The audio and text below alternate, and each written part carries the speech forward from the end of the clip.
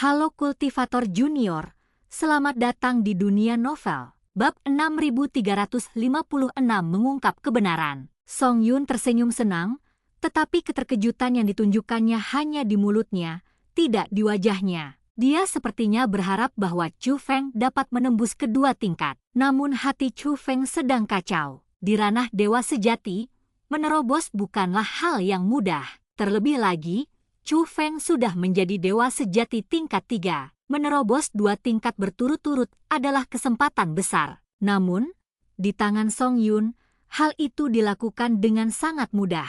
Selain itu, harta tambahan di tangan Song Yun juga sangat kuat. Jangan bicarakan belati aneh itu dulu. Kain hitam yang dapat menghalangi penglihatan hanya menghalangi langit dan bumi.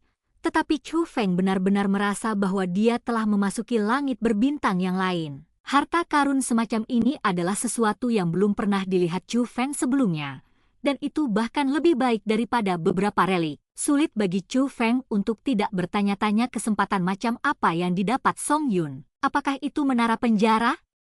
Chu Feng pernah mendengar sebelumnya bahwa Song Yun telah memasuki menara penjara iblis. Menara penjara iblis dibangun oleh pendiri sekte penjara. Hampir tak seorang pun yang memasuki menara penjara iblis dapat keluar hidup-hidup. Peluang Anda tidak kecil. Di mana kamu mendapatkannya?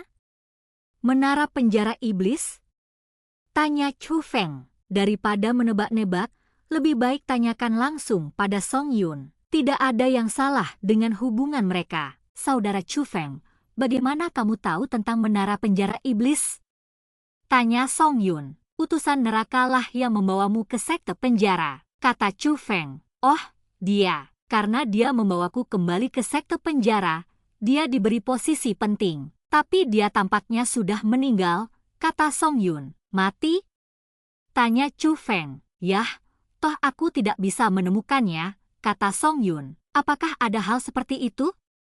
Chu Feng tampak sedang memikirkannya. Saudara Chu Feng, apakah kamu pernah bertemu dengannya dan apakah dia memberitahumu bahwa aku memasuki menara penjara iblis?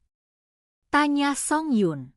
Chu Feng tidak menyembunyikannya. Dia bercerita kepadaku tentang utusan neraka yang pernah ditemuinya sebelumnya. Utusan neraka secara khusus menyebutkan bahwa Song Yun terjebak dan menggunakan ini sebagai ancaman untuk memaksa Chu Feng mengikutinya ke altar pemanggilan bayi penjara sekte dan menceritakan semuanya kepada Song Yun. Apakah kau pernah ke altar pemanggilan bayi penjara? Atau kau ke sana untukku? Song Yun bertanya. Mengapa kamu begitu terkejut? Tanya Chu Feng sambil tersenyum. Karena dia mendapati ekspresi Song Yun telah berubah saat ini, dan dia tidak lagi setenang sebelumnya. Aku hanya tidak menyangka bahwa aku begitu penting di hati saudara Chu Feng. Song Yun tertawa bercanda. Apa yang sedang kamu bicarakan? Apakah menurutmu aku begitu tidak berperasaan? Tanya Chu Feng sambil tersenyum. Song Yun tidak berkata apa-apa, tetapi senyumnya lebih cerah dari sebelumnya, dan bahkan sedikit malu-malu yang tidak biasa. Namun tiba-tiba ekspresinya berubah. Tidak, ada apa? Apa kau begitu terkejut? Tanya Chu Feng. Saudara Chu Feng, kaulah yang menyebabkan fenomena awan merah di altar pemanggilan bayi penjara, kan? Tanya Song Yun. Seperti apa penampakannya? Tanya Chu Feng. Langit dipenuhi awan merah. Bukankah itu karenamu? Tanya Song Yun lagi. Seharusnya bukan aku. Aku tidak menyebabkan fenomena aneh apapun. Kata Chu Feng. Tidak mungkin. Itu pasti kamu. Hitunglah waktu yang kamu katakan. Itu adalah waktu munculnya fenomena awan merah. Dan utusan neraka juga menghilang pada saat itu. Itu pasti Baili Zilin. Setelah mengetahui bahwa fenomena awan merah itu disebabkan olehmu, dia membunuh utusan neraka untuk membungkamnya. Kata Song Yun. Apa yang terjadi? Tanya Chu Feng. Bayi penjara memanggil altar. Mengapa disebut altar? Itu karena ada pepatah yang beredar di sekte penjara. Awan merah memenuhi langit, dewa neraka naik tahta. Orang yang membangkitkan visi awan merah selama pemanggilan dewa bayi penjara adalah orang yang akan mewarisi tahta sekte penjara. Baili Zilin sekarang mendapat dukungan penuh dari faksi baru. Bahkan beberapa orang di faksi kuno menjadi ragu karena dia membangkitkan fenomena langit penuh awan merah di altar pemanggilan bayi penjara. Dan saat dia terbangun itu juga bertepatan dengan saat saudara Chu Feng pergi ke sana. Bahkan waktu dan lokasinya pun cocok. Bahkan waktu ketika utusan neraka itu menghilang pun sekitar waktu itu. Setelah itu, Bai Li Zilin secara terbuka menantang saudara Chu Feng. Sebenarnya, dia juga ingin membunuhnya dan membungkamnya. Karena dia tahu bahwa, selain utusan neraka, hanya kau yang tahu bahwa kau telah membangunkan altar pemanggilan bayi neraka. Pasti seperti ini, begitulah adanya. Nada bicara Song Yun menjadi semakin yakin. Dia adalah orang yang sangat berhati-hati. Alasan dia menyelidiki hilangnya utusan neraka adalah karena bagaimanapun juga, utusan neraka memiliki hubungan dengannya. Dia ingin mengetahui apakah ada orang yang ingin menyakitinya dan karena itu menyentuh utusan neraka. Dan sekarang, dia sudah menemukan jawabannya. Bukan karena dia, tapi karena Chu Feng. Memang benar begitu. Chu Feng tiba-tiba berkata dengan percaya diri. Hah!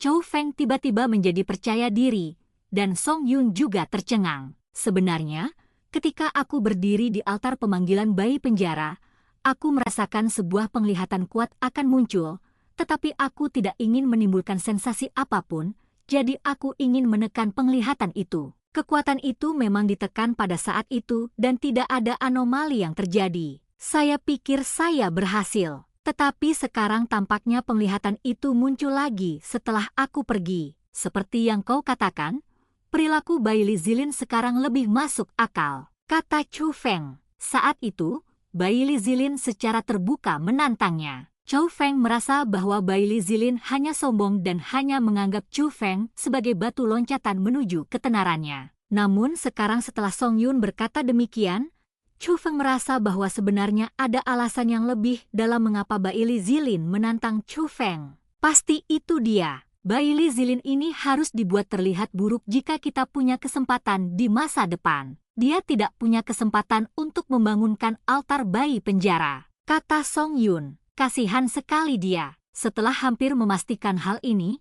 Chu Feng juga merasakan bahwa utusan neraka sedang dalam bahaya besar. Meskipun utusan neraka meminta Chu Feng untuk membangunkan altar bayi penjara dengan dalih memberitahunya keberadaan Song Yun, pada akhirnya dia menolak untuk memberitahu Chu Feng lokasi menara penjara iblis dan menipu Chu Feng. Namun Chu Feng tahu bahwa utusan neraka bukanlah orang jahat. Dia bahkan bisa dianggap sebagai dermawan Song Yun He. Tak perlu dikatakan lagi, dialah yang membawa Song Yun ke sekte penjara. Jika dia tidak memasuki sekte penjara, di tempat seperti Sungai Sembilan Jiwa, bahkan jika ibu Song Yun memiliki status tertentu, akan sulit bagi Song Yun untuk mencapai apa yang dimilikinya saat ini. Bayi penjara di tubuh Chu Feng juga diciptakan oleh utusan neraka. Meskipun Chu Feng sangat menjijikkan saat itu, bayi penjara ini sekarang memungkinkan Chu Feng untuk meningkatkan kultivasinya, yang secara alami merupakan sebuah kesempatan. Sayang sekali, dia membantu kita sejak awal hanya untuk meraih prestasi dan membangun karir. Terus terang, itu juga untuk dirinya sendiri. Namun dibandingkan dengan Chu Feng, Song Yun tidak berpikir demikian. Jelas bahwa utusan neraka lebih membantu masa depannya. Tetapi Song Yun tampaknya tidak bersyukur. Tetapi orang-orang memiliki ide yang berbeda, jadi Chu Feng tidak banyak bicara. Namun, Song Yun tiba-tiba menatap Chu Feng lagi, dan hanya menatapnya tanpa mengucapkan sepatah kata pun. Di sudut mulutnya, ada senyuman yang berbeda dari sebelumnya. Senyumnya samar-samar, tetapi sangat manis. Dibandingkan dengan senyum cerah di masa lalu, senyum ini tampak datang dari hati. Apa yang membuatmu begitu senang?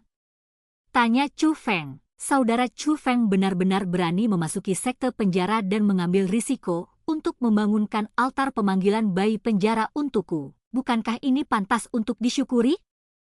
Kata Song Yun. Baiklah, mengingat hubungan kita, jika kamu tahu sesuatu terjadi padaku, kamu tidak akan mengabaikannya begitu saja, kan? Lagi pula, aku juga tidak bisa menolongmu, kata Chu Feng. Utusan neraka itu yang tidak memberitahumu lokasiku. Kalau tidak, saudara Chu Feng pasti bisa membantuku, kata Song Yun. Ngomong-ngomong, apakah kesempatan yang kamu dapatkan ada hubungannya dengan menara penjara iblis? Chou Feng bertanya lagi. Ya, Song Yun mengangguk. Setelah rasa penasarannya terjawab, Chou Feng tidak bertanya lagi. Bagaimanapun, setiap orang memiliki kesempatannya sendiri. Namun pada saat ini, Song Yun tiba-tiba tampak serius dan membungkuk kepada Chou Feng. Saudara Chou Feng, saya benar-benar minta maaf. Chou Feng bingung dengan tindakan ini. Tepat saat dia hendak bertanya, Song Yun berkata langsung, akulah yang meminta klan Abadi Ye untuk menangkap nenek kamu. Dan cerita pun berakhir. Sampai jumpa di cerita berikutnya di dunia novel.